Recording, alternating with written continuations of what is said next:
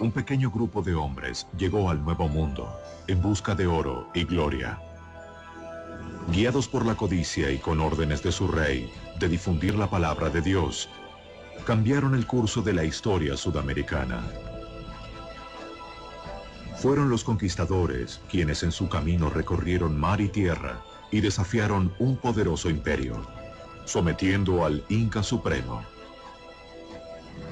Pero todavía querían más. Los conquistadores no descansarían hasta apoderarse de un tesoro legendario. Los indios lo llamaban la sangre del dios Sol, pero ellos lo conocían como oro.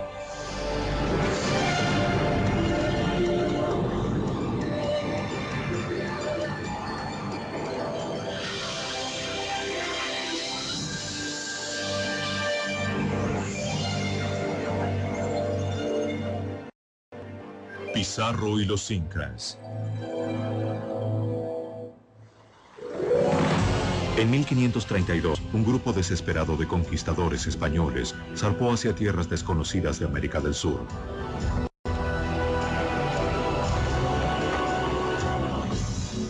Su líder, Francisco Pizarro, ya había explorado ese territorio 2 veces, atraído por los relatos de una fortuna en oro.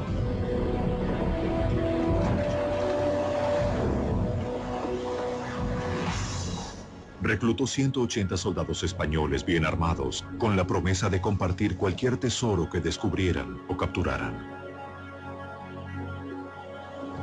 Zarparon desde la ciudad de Panamá y desembarcaron cerca de Tumbes, en lo que actualmente es Perú.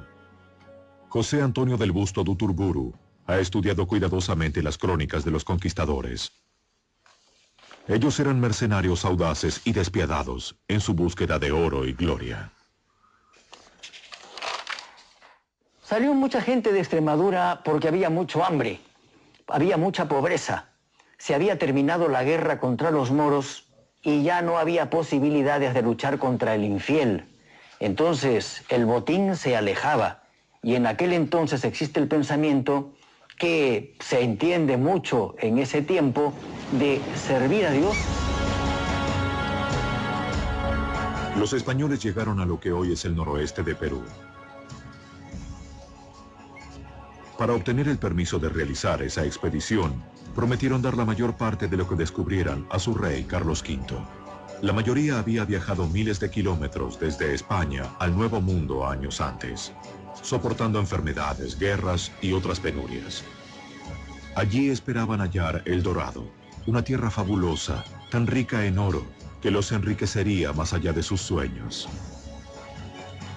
Pero Pizarro y sus hombres ignoraban lo que les aguardaba realmente en esta tierra: el Imperio Inca.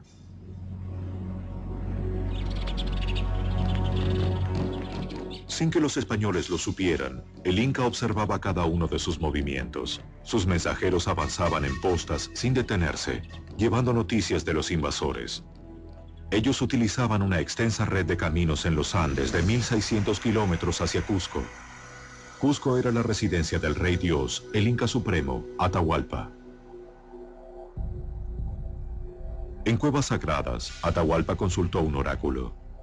El líder de los incas quería saber quiénes eran estos extranjeros y qué querían. ¿Representaban una amenaza o venían en son de paz? Siguiendo antiguos rituales, el sacerdote esparció hojas de coca e intentó interpretar el futuro por medio de su disposición. Según la leyenda, el sacerdote profetizó a Atahualpa que moriría en manos de estos invasores. Pero Atahualpa decidió no enfrentarse con los españoles. No consideró este grupo de hombres como una gran amenaza. Él podía reunir un ejército de 1000 hombres en cuestión de días. Durante el viaje, el calor y el hambre hicieron mella entre los españoles. Uno escribió: el sol arde directamente sobre nuestros hombres, que están por desvanecerse de cansancio. No se ve más que arena y montañas abrasadas. A los españoles puede haberles parecido un mundo primitivo, pero una serie de civilizaciones avanzadas y sofisticadas florecieron allí mucho antes de su llegada. 700 años antes de los incas, gobernaba aquí el reino de los Mocha o Mochica. Para los Mochica, el oro era sagrado. Los orfebres utilizaban cerbatanas para calentar pequeños hornos, puliendo y modelando el metal como una forma de ritual religioso o servicio divino. Ellos creían que el oro era la sangre del dios Sol.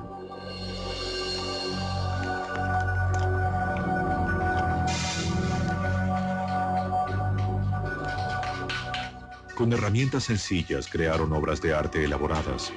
Decoraban los templos del rey Sol y las tumbas de los nobles. Solo el rey tenía permitido vestir adornos de oro como prueba de su posición divina.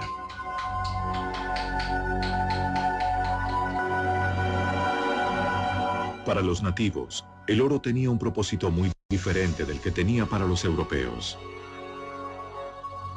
Era, si se quiere, un metal que estaba vinculado a lo sagrado, a lo religioso, pero no necesariamente a lo mercantil, a lo económico. Al igual que los mochica, los incas creían que un día su dios de la creación regresaría. Un dios de piel blanca y con barba vendría de la tierra del sol naciente. Era un ser muy parecido a Francisco Pizarro.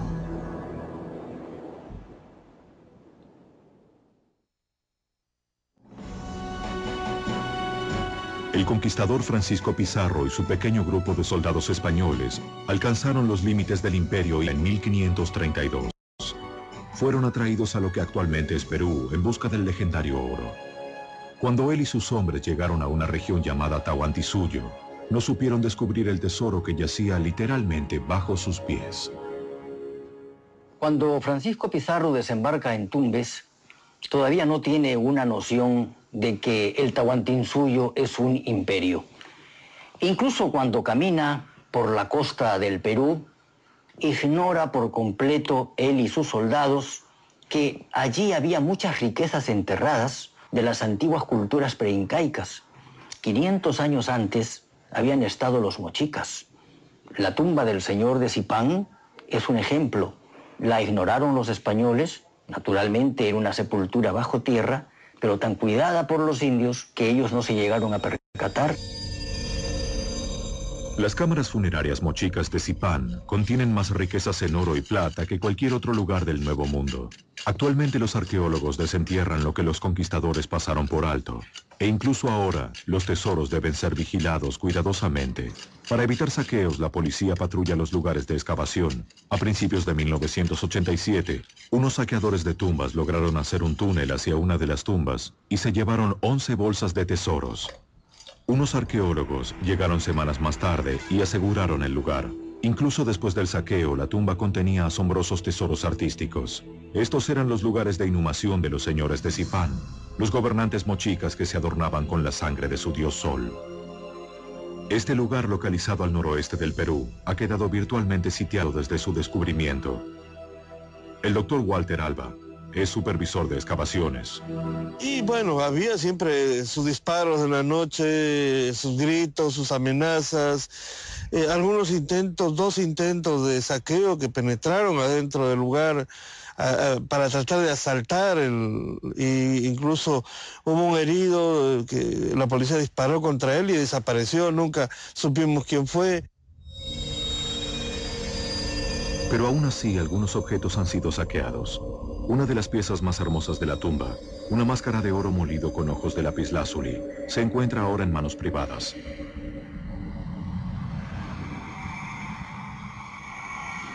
El coleccionista Enrique Puley compró este tesoro en el mercado negro de Perú. Se dice que tráfico, contrabando, saqueo y demás términos. La pregunta muy necia por sí misma es que si reconocen que lo que hay en esa colección es lo más privilegiado del Perú,